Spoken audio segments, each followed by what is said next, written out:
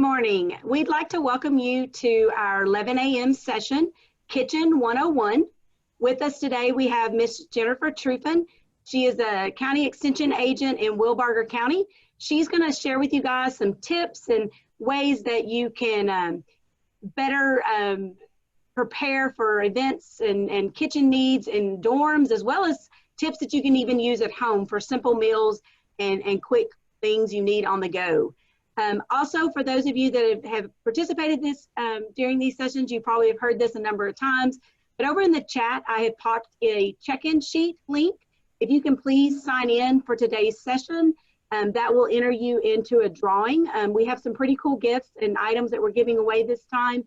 We have Apple AirPods as well as JBL speakers. Ag Workers Insurance has sponsored some $100 gift cards. So make sure you sign in so that you can be in that drawing. If you have questions throughout the session, if you'll pop them in the chat, and when we get to the end, we'll turn everybody's mic ability back on so that you can ask questions verbally. But for now, if everybody could just put those in the chat and we'll address them as we go through the presentation. At this time, Jennifer, I'm going to turn things over to you. Okay, great. Thank you. I just want to welcome everyone to Kitchen 101 and thank you for attending this session today. So I'll go ahead and we'll get started with our presentation. So today, some things we're going to be learning about. First, we're going to learn some steps to boil water and what we can cook with that boiling water. So I know probably some of you may have learned that before, but we're just going to review those steps and talk about what you can use boiling water to cook.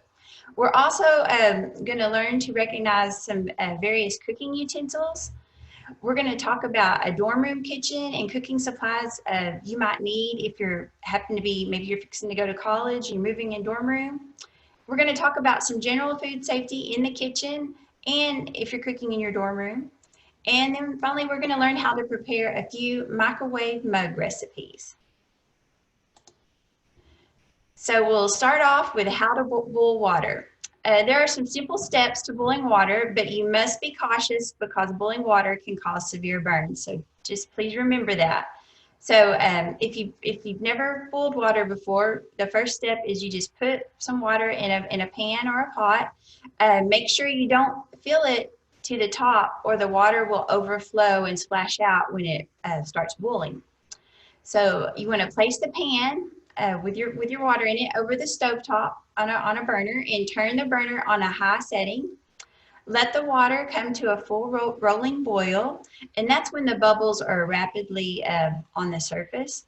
And just for a fact, if you don't know, water boils at 212 degrees Fahrenheit. And again, I put that in red here, again, especially if we have some younger 4-Hers or younger youth on here. You want to be very careful around boiling water. It can cause severe burns to the skin. So for youth, when you're boiling water or cooking foods, children should have adult supervision. So once we've boiled our water, what can we do? You can prepare a wide variety of foods with their boiling water. Some examples of those, pasta, any kind of pasta, example spaghetti, macaroni, any kind of pasta you can think about.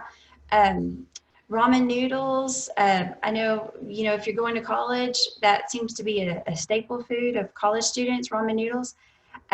Rice, if you like to eat rice or rice dishes, you have to have boiled water to cook your rice. A boiled egg, which is a good source of protein. That's a food you can cook in boiled water. Oatmeal. Oatmeal is another nutritious food with lots of fiber. You can cook that in boiled water. Pinto beans, another good source of protein. There may be some others that you can think about. If you can think of some other foods that you use boiling water to cook, you can type those in the chat box and just let us know.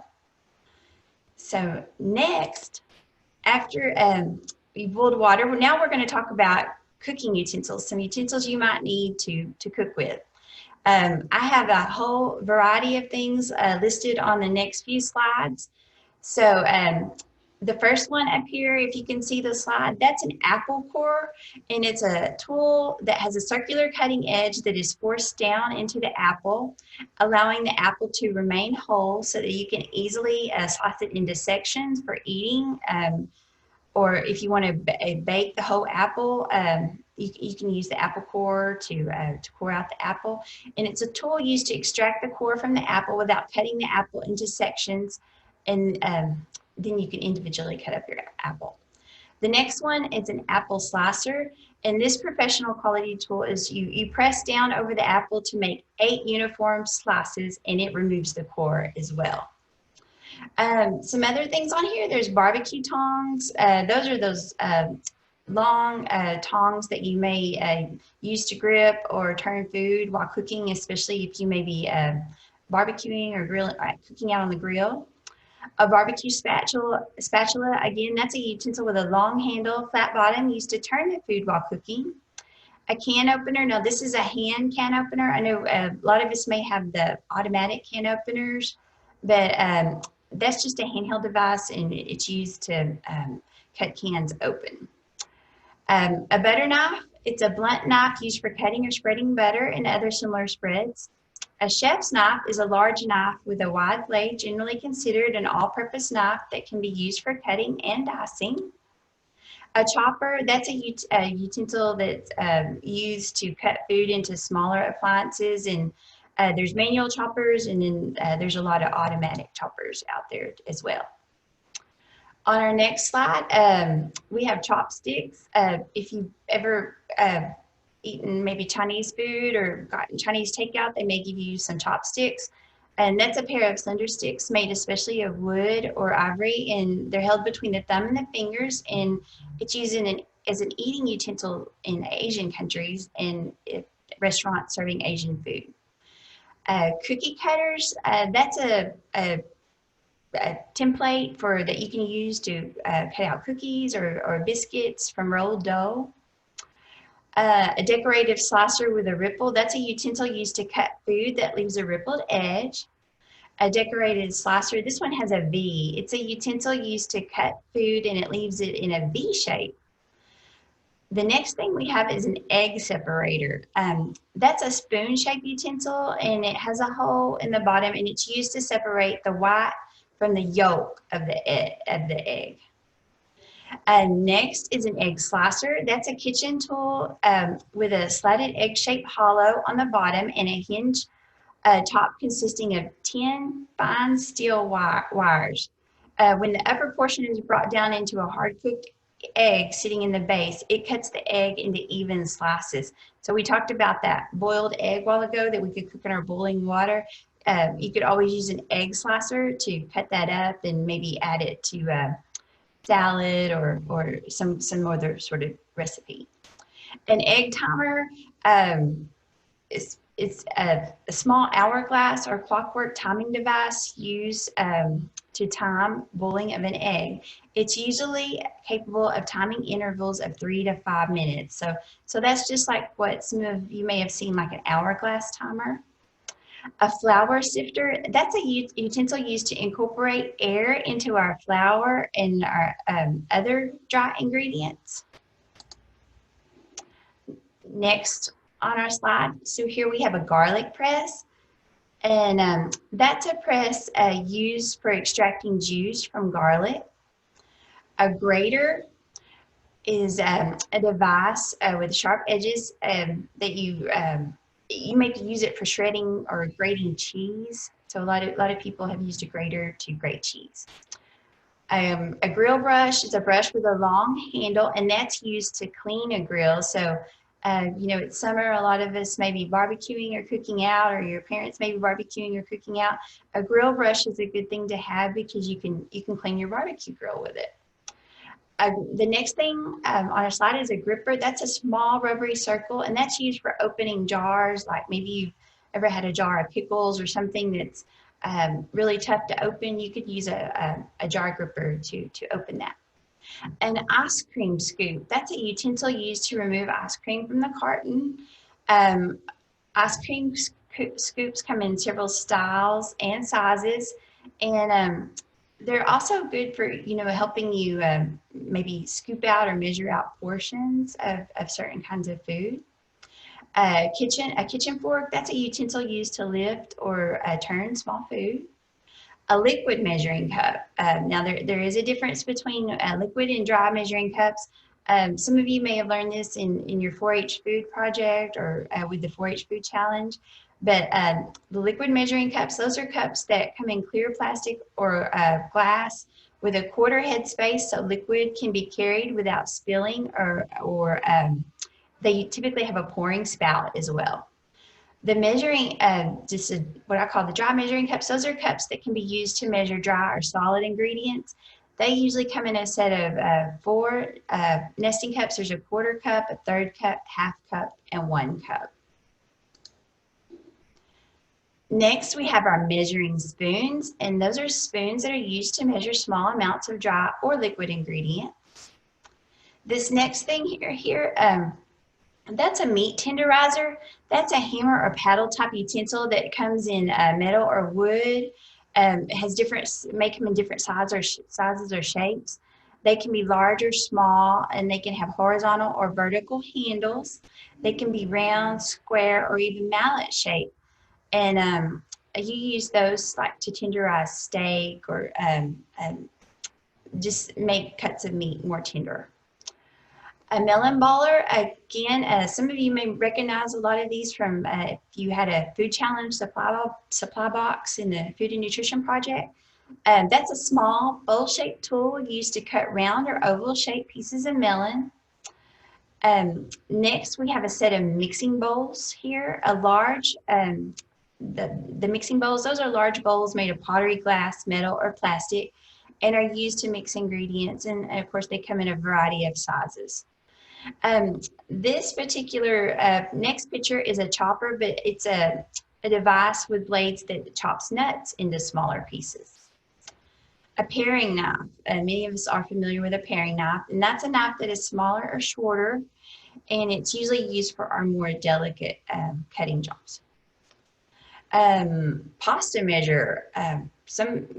You may have seen this before, and maybe you didn't know what it was, but it's a pasta measure, and so a utensil used to measure pasta.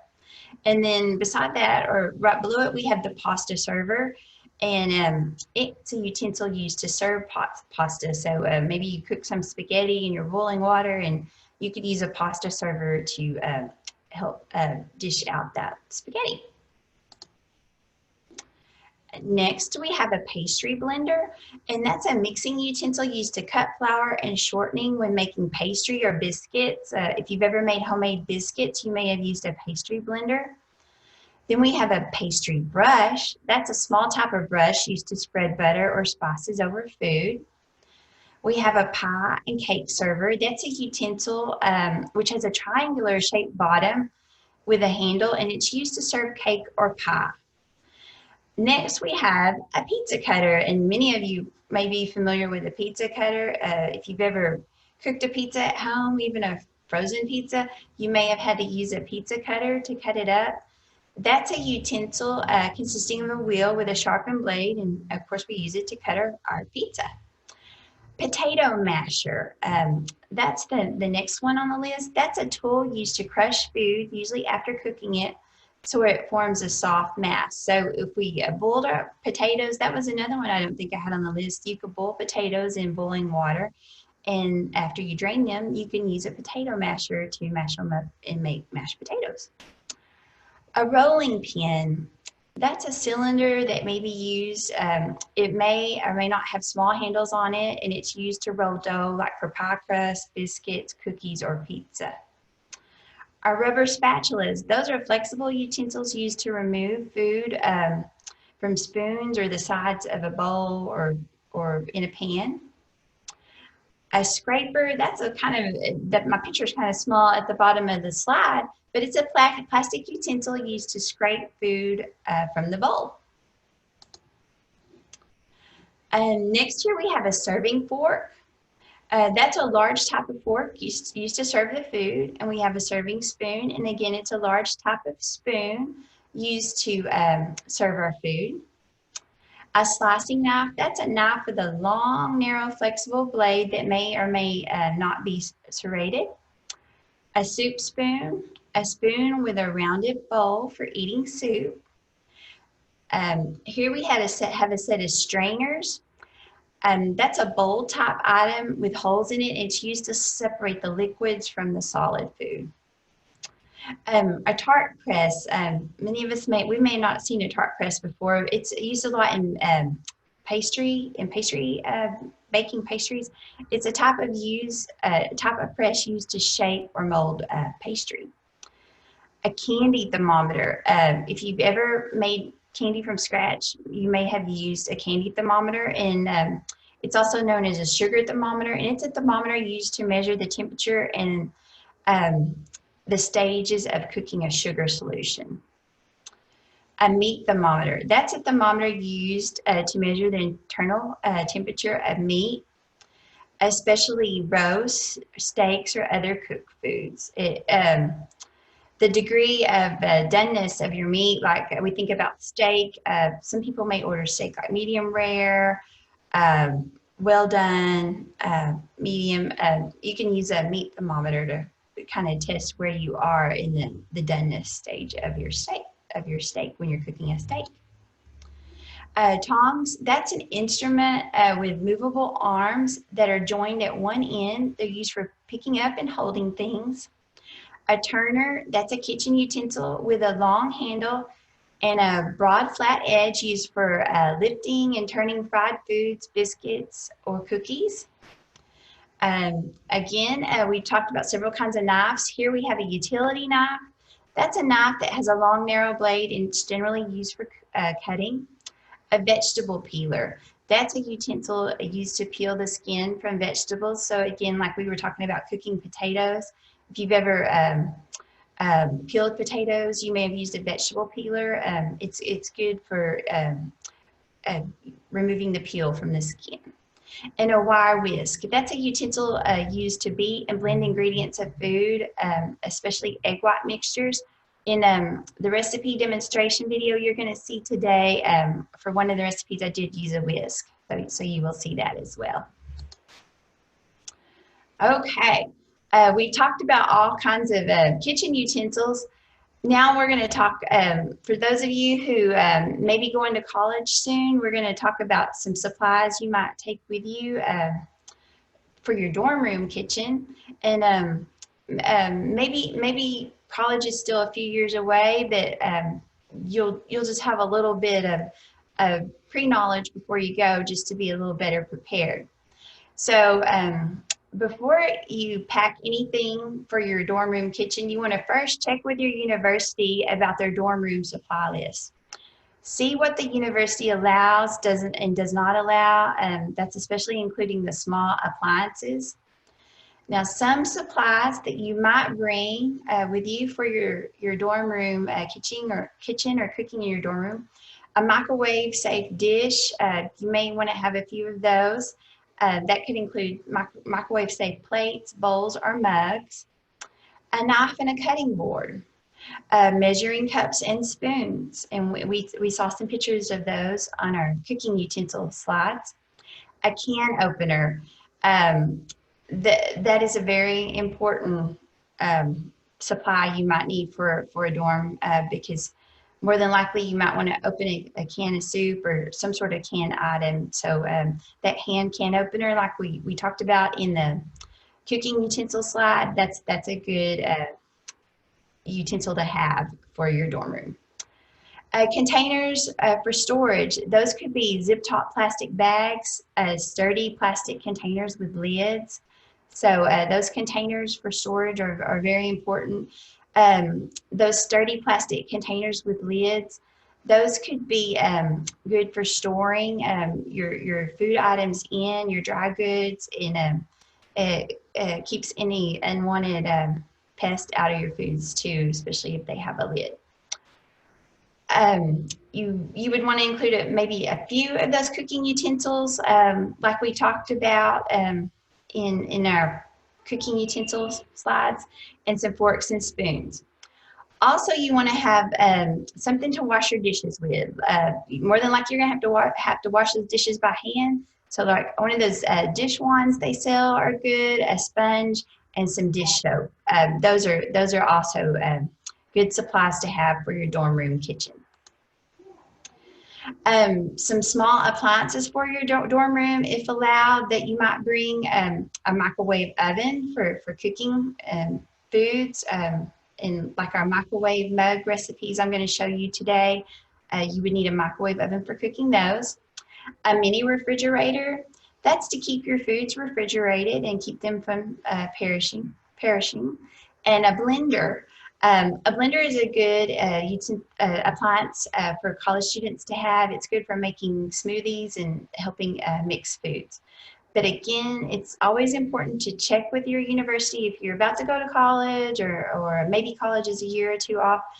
When you're preparing to go to college, you want to check with your university, because some small appliances may be provided and some may be banned from that dorm because they're considered a fire hazard.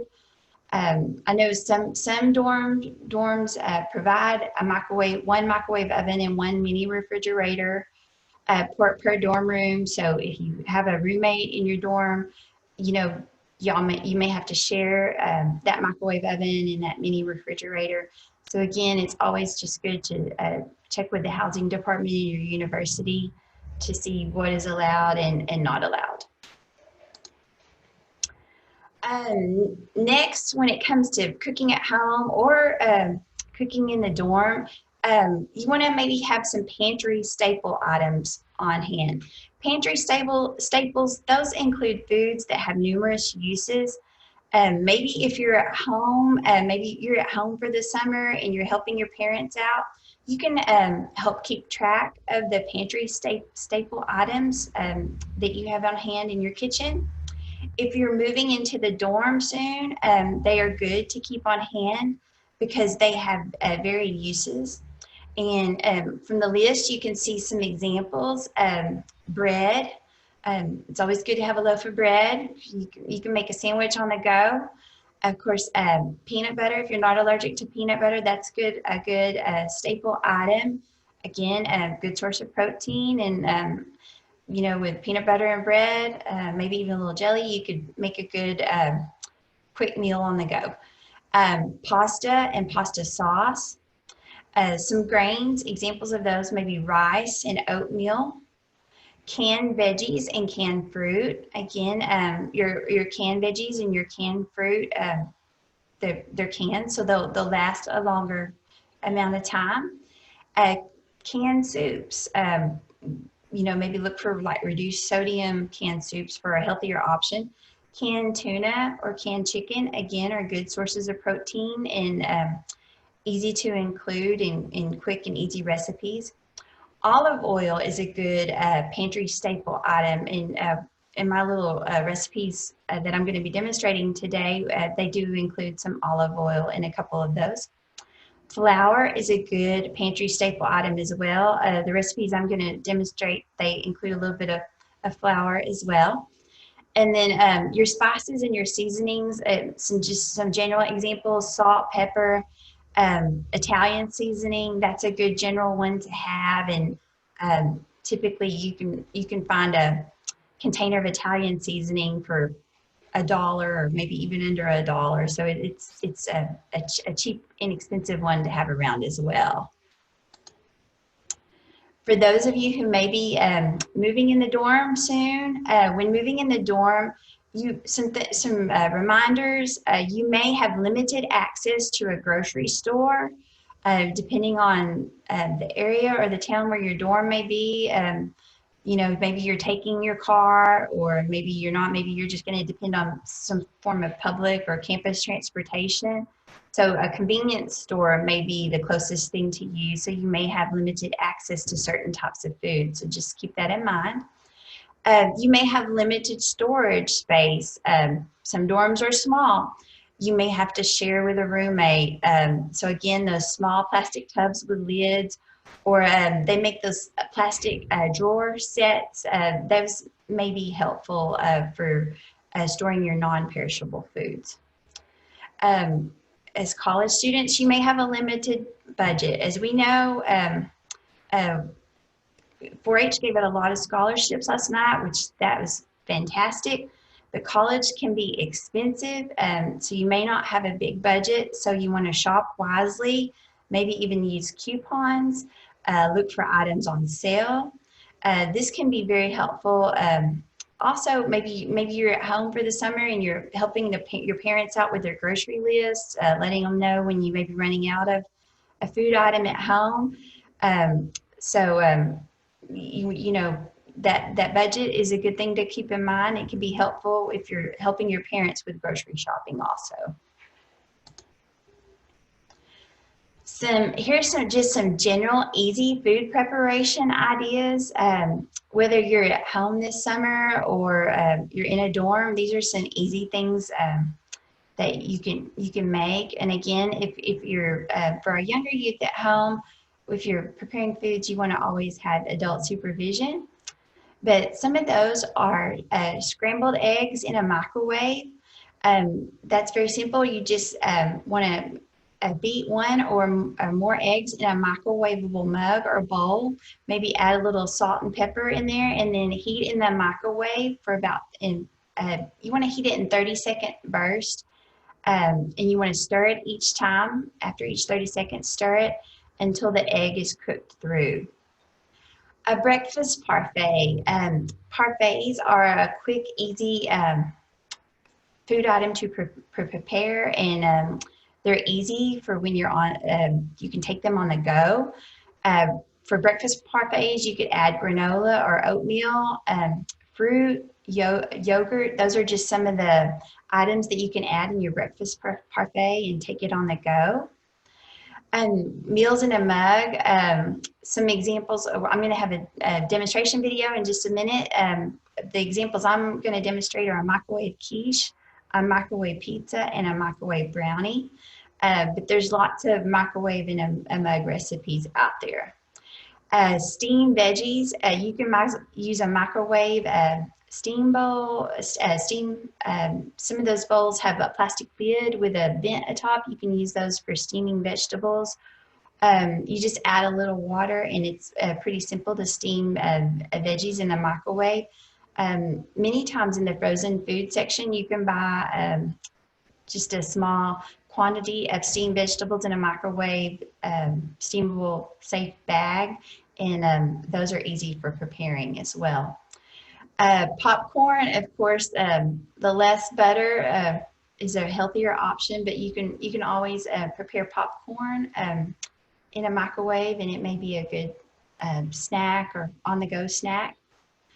Microwave nachos, that's another easy to prepare snack.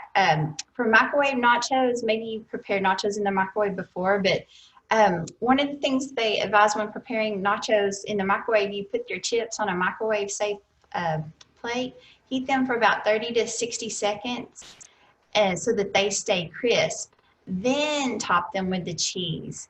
A lot of times we put cheese on the cold chips, and our chips get soggy. So that was just a good little tip to have when making microwave nachos.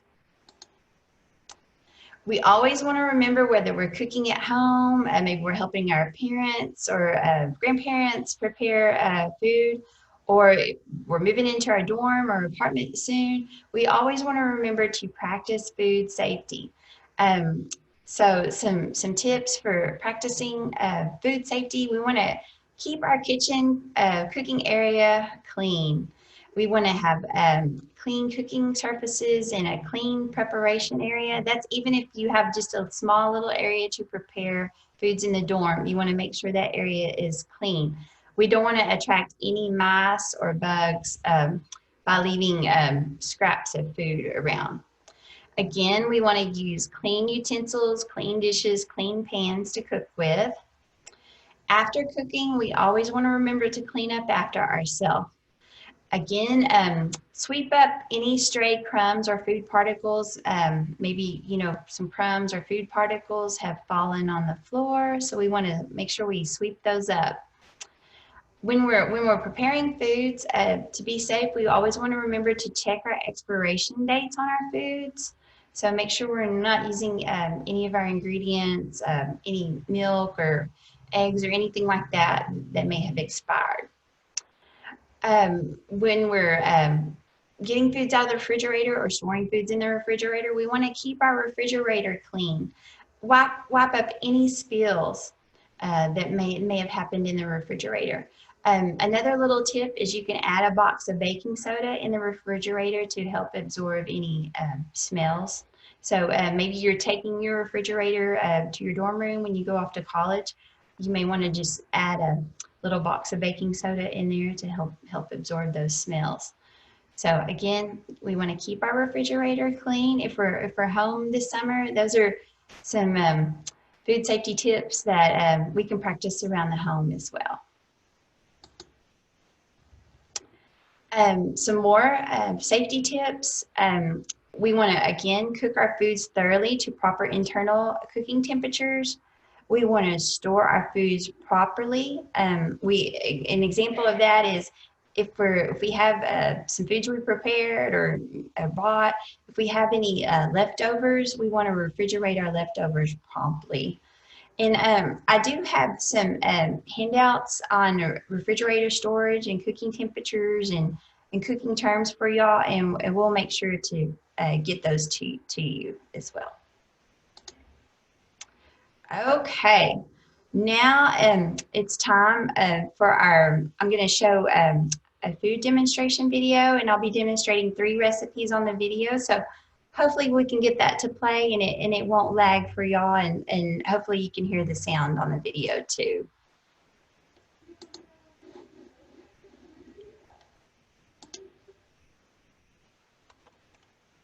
Welcome to Kitchen 101, and this is our dorm room cooking meals in a mug cooking demonstration. My name is Jennifer Trufan. I'm the Family and Community Health County Extension Agent for Wilbarger County with Texas A&M AgriLife Extension Service. Our first recipe we're going to be making is our microwave mug quiche. So all of our recipes I will be demonstrating today can be made in a coffee mug, just a little simple coffee mug you might have in your dorm room. So for our quiche is kind of like it has a crust layer, and then it has kind of like an omelet on top if you've never had quiche before. So it is an egg dish. But we're going to start with making our crust. So we're going to take our flour, and like I said, all this can be done in a mug. So what I have here, I have 4 tablespoons of all-purpose flour, and I've already have it measured out. So I'm just going to pour it right in the mug, just like that. And then I'm going to take some baking powder. This is 1/8 of a teaspoon of baking powder. So it's just a tiny, tiny bit. And we're just going to make sure that gets in there with the flour. And then we're going to take 1/16, so that's even less. We're practicing our fractions here. 1/16 of a teaspoon of baking soda. And we're adding it in with our flour. And then we have some salt. We have 1/8 of a teaspoon of salt. So again, just a tiny amount of salt. And we're gonna pour that in with our flour. And then we just wanna take like a plastic spoon or a utensil, a mixing utensil we might have in our dorm room, and we're just gonna mix that all together. We're mixing our baking powder, baking soda, salt, and our flour all mixed together. Next, we're going to turn this into kind of like a pastry or a dough, what you might call a dough. So we're going to put in, we have 3 tablespoons of milk here, and I've already measured it out. So we're just going to pour that liquid in there with our flour. And then we have some olive oil. This is 1 tablespoon of olive oil. And again, we're pouring that in to our flour mixture. And we're going to take our spoon again, and we're mixing that up. And we're just making like a dough, kind of like a pizza crust. We're making pizza crusts, or well, like it kind of looks like pizza crust, but we're making a dough for our quiche. But it does look like if you might make a pizza crust or something like that. It's going to be a doughy, crusty level for our quiche. So once you get that all mixed together, get that flour all mixed in there. See, I still got a little flour left on the bottom. So, getting that all mixed in. Oh, we got to, again, spoon toward the bottom so that you get your flour all mixed in there. And try it. It's okay if there's just a little bit of loose flour left, but we want to get most of it worked in so we don't have that flour taste in our quiche. So, okay, we've got that all mixed up pretty much. So then I'm going to take my spoon and I'm just going to kind of spread it out and make it just like a nice even layer. And if you have any dough up on the sides of your mug, you may want to take your spoon and just scrape them down toward the bottom and blend them in with your quiche crust. There we go. Okay, so we've pretty much got that, and we've got it all kind of evened out there. So now what we're going to do, we're going to make what I call the egg part of our quiche. So for this part, we are going to take our egg, and we have one egg that I've beaten. And to beat an egg, you just crack it in a cup or a bowl, and just take a fork and just kind of whip that egg around like that with your fork. So that's called beating an egg. And then we're going to pour our egg in there. So we've got our egg poured in there. And then we're going to take our ham. I have 1 tablespoon of cooked ham. It's just chopped up ham. So if you have some ham lunch meat, maybe you've been using for sandwiches, you can chop some of that up. And you just pour that in there with your quiche. And then we also have some milk. The milk will help make the egg layer a little more fluffy. So we're going to pour that milk in there. And then we have some cheddar cheese. I have 2 tablespoons of grated cheddar cheese. And again, we're pouring that in there. So that is all of our ingredients. I'm going to take my fork that I used for my egg, and I'm just kind of mixing that cheese and that milk and that egg kind of around, but I'm being careful not to go all the way to the bottom and disturb my pastry layer. So my crust I don't want to disturb. So you don't want to take your fork and go too far down in there because it might mess up your crust. So after I get the cheese and the ham and the egg and the milk all mixed together, what I'm going to do, I'm going to put this in the microwave for 1 minute and 20 seconds to 2 minutes, depending on your microwave, or we want the egg to be cooked through. So we will pause for 1 minute and we'll be back in just a minute with our finished product. Okay, now we're back. We have microwaved our microwave mug quiche for a minute and a half, about 1 minute and 30 seconds in our microwave, and this was our final product. So again, this quiche has egg, cheese, and ham in it. If you wanted to vary it up a little bit, you could throw some vegetables in there. You could throw some pepper or onions or even tomato just to add something extra. The quiche, it can be made up with just little leftover things you might have around that you can put into the egg mixture. So that is all we have for our microwave mug quiche. I hope everybody will take this recipe and enjoy it. And it's an easy recipe you could mix together in your dorm room. Thank you. Again, my name is Jennifer Trufan. I am the Family and Community Health County Extension Agent for Texas A&M AgriLife Extension Service in Wilbarger County. For our next recipe, we're going to be making microwave mug pizzas. So for this recipe is simple and easy. It can just be made in a coffee mug. We want to make sure we have a microwavable mug for our recipe. So for our pizza, we're going to begin by making a homemade crust. So for our crust with our pizza, we have 4 tablespoons of all-purpose flour. I have some already measured out here. So I'm just going to add that into my mug. Next, we're going to take 1/8 of a teaspoon of baking powder. That will help our crust to rise. So it'll be more like a pan pizza. And then we have 1/16 teaspoon of baking soda. So just a little tiny bit of baking soda. And we're going to pour that in there with our flour as well. And then we have 1/8 of a teaspoon of salt. And again, we're pouring that in with our flour. And then we'll again just take a spoon, maybe have a plastic spoon, and just mix your dry ingredients together in there for your pizza crust. Okay, so I've got those dry ingredients all mixed together. So now we're going to make it more into a dough for our pizza crust. So we're going to add some milk. I have 3 tablespoons of milk already measured out here. So I'm going to pour that in there with the flour. And then I have 1 tablespoon of olive oil. And I'm going to pour that in there as well. Okay, so again, we're mixing our ingredients up. So this is going to form our dough for our pizza crust. This is a little more of a wet dough. If you saw the demonstration for the quiche a while ago, that was a little bit more of a dry pastry type dough. So this one has a little bit more of the milk into it this time. So okay, and we want to make sure we go to the bottom and get all that flour incorporated in there for our pizza crust. Okay, I think I've got it all about worked in there.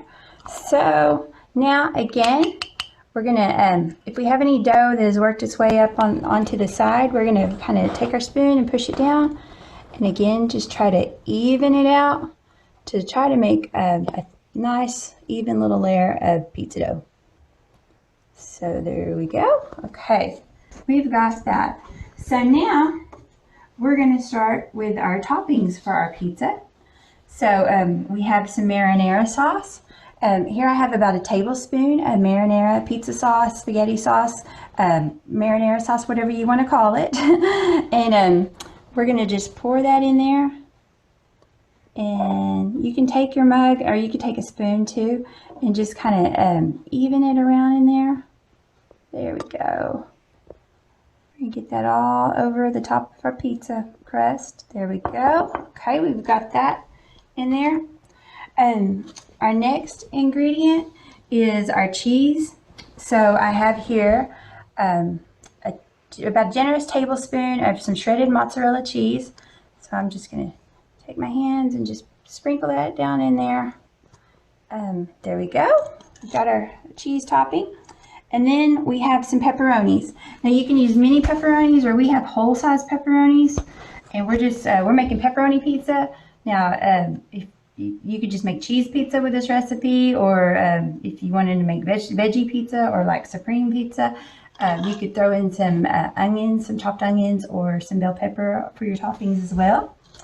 And then our last ingredient, we have half a teaspoon of Italian herbs.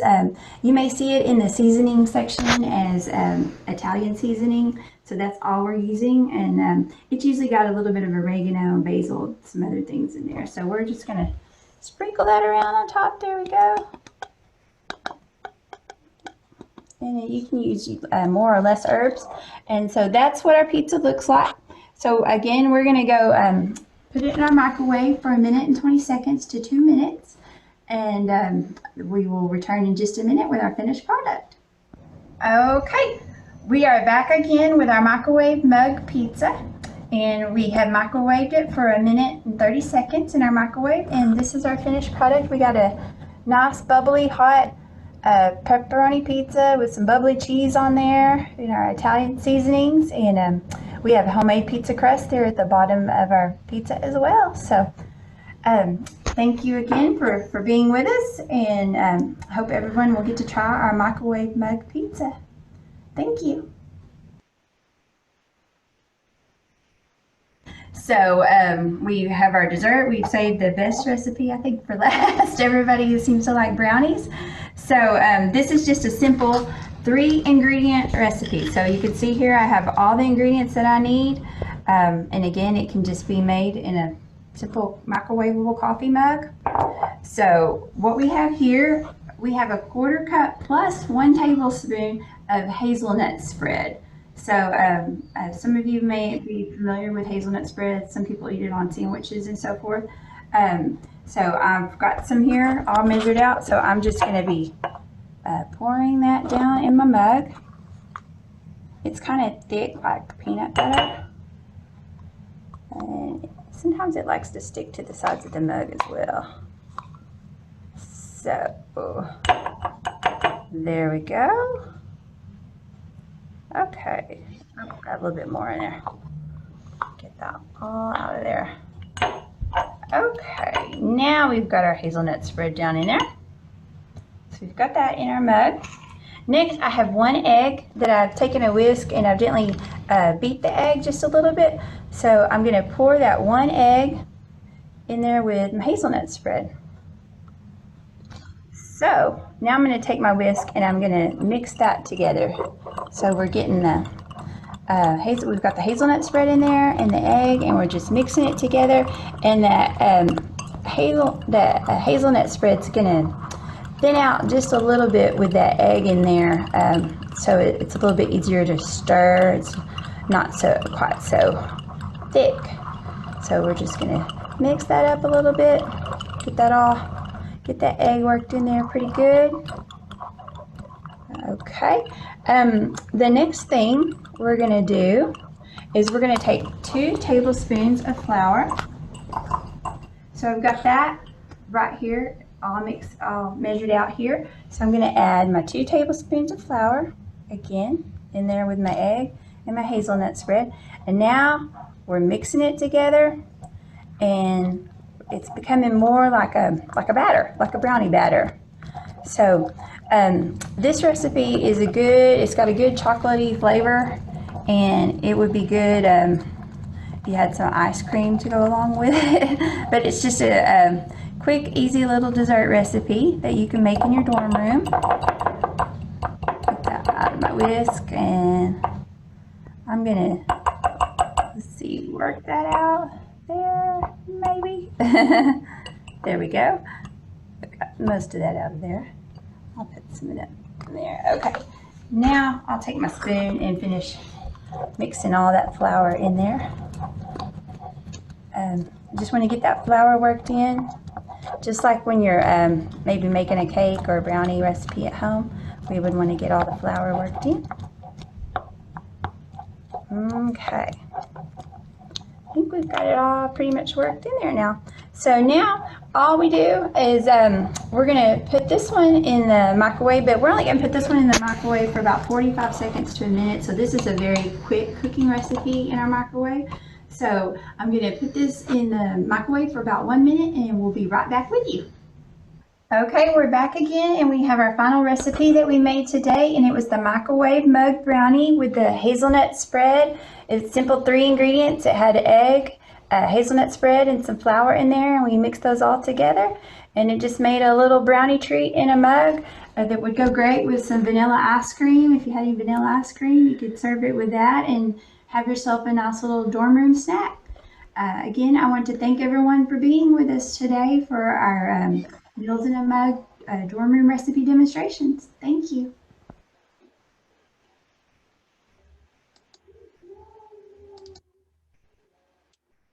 Okay, hope everyone got to see the video there. Here, I'm gonna send, with the handouts, I'll send the recipes too, but I've put them on the slides too.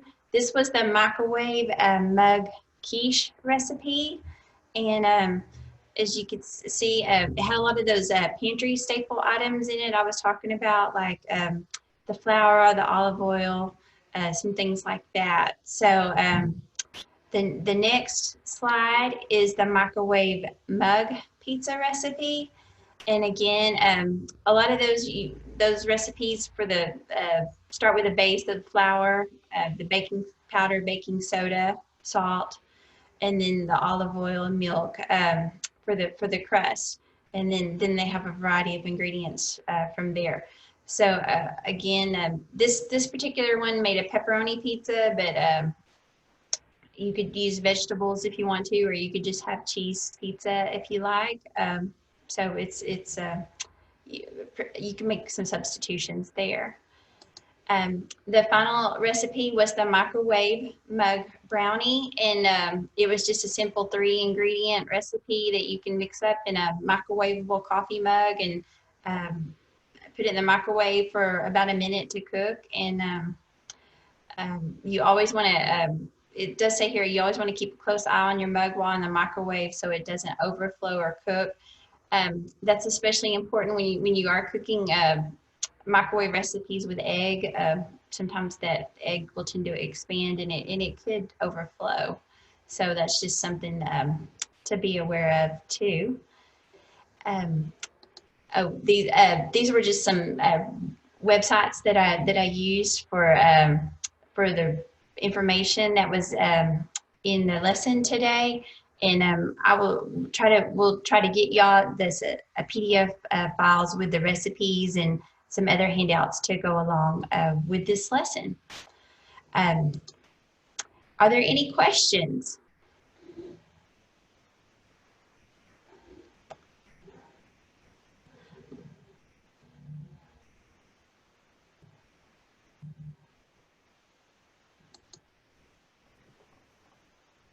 I've turned it on, so y'all should be able to either type a question in the chat or unmute your mic and be able to ask a question if need be. And right now the chat box is not showing up on my screen, so could you let me know if someone types a question in the chat box? Yes, ma'am. Okay, thank you. I have a question. Sure.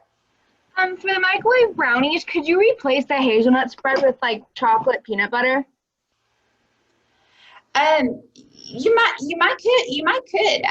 I've never tried that, but I mean, it's a lot of similar ingredient. The spread I used was a hazelnut spread, so you might could try it with the chocolate peanut butter.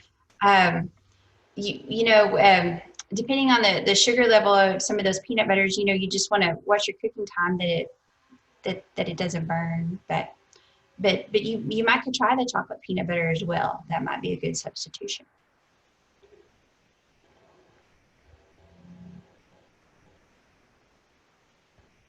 Thank you. Thank you.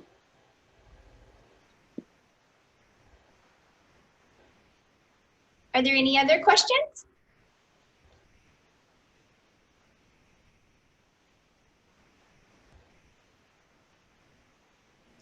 What if you don't have a microwave? Okay, if you don't have a microwave, a lot of those recipes were just easy to prepare recipes in the microwave that you can cook. We might have to think about some other snacks if we don't have a microwave. Those particular recipes I haven't tested in an oven. Like if you were to mix up the brownie recipe and maybe put it, if you had an oven and put it like in a muffin tin just to make like a small little brownie. I haven't tried them that way. There may be a way to. I'm not sure what the time span would be on there. Okay, thank you. A question that came into the chat is, do you have any suggestions on how to keep a healthy diet in college? I've heard the freshman 15 is real and I'm trying to avoid it. Well, I've heard that it is real also. I would, just look for good healthy snacks, maybe like, maybe some fresh fruit or some vegetables. If you keep those around, if you have access to those, especially if you're dining in the dining hall, you always want to watch your portion sizes. Think about, the sodium and the fat in a lot of those processed foods. So if there's a way to maybe even limit those processed foods, things like canned tuna, canned chicken, those are maybe some leaner protein options out there. And, just even canned veggies, steamed veggies. We talked about the steamed veggies, oatmeal. Some of those may be good substitutions over more high fat, high processed food. So, you know, you just want to watch out for those high fat, high processed foods. Okay, thank you. Thanks. My plate is always a good resource there, you know, to follow my plate. And AgriLife Extension has a lot of good resources on healthy eating as well on our web page.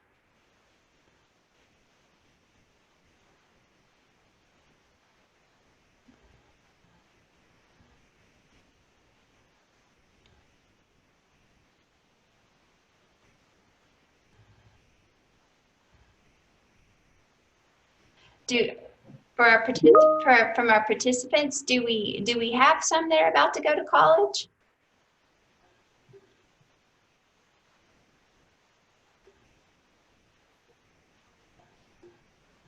Yes, you have several yeses being typed. Oh, good. Okay.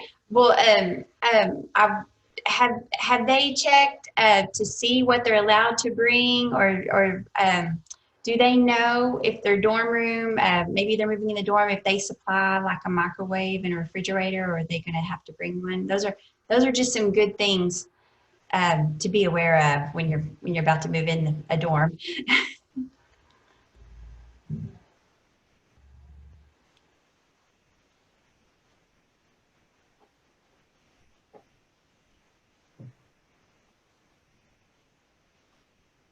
Everyone is thanking you, and so they learned a lot. So Oh, great. Be aware of that. Okay, well, thank you. I appreciate everyone attending the session today, and hopefully there was even just a little bit of information that'll be helpful to you in the future. So.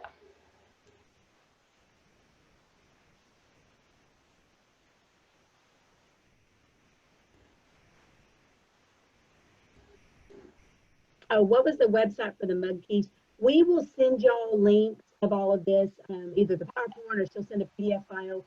So make sure you signed in, that we have your email address, and we'll make sure to get these posted. Also, in a couple of weeks, we're going to get all these videos edited, and we'll get them posted on our historic website as well with the presentation materials. So. Yes, I do have a handout with the recipes on it, so we can get that to everyone, hopefully.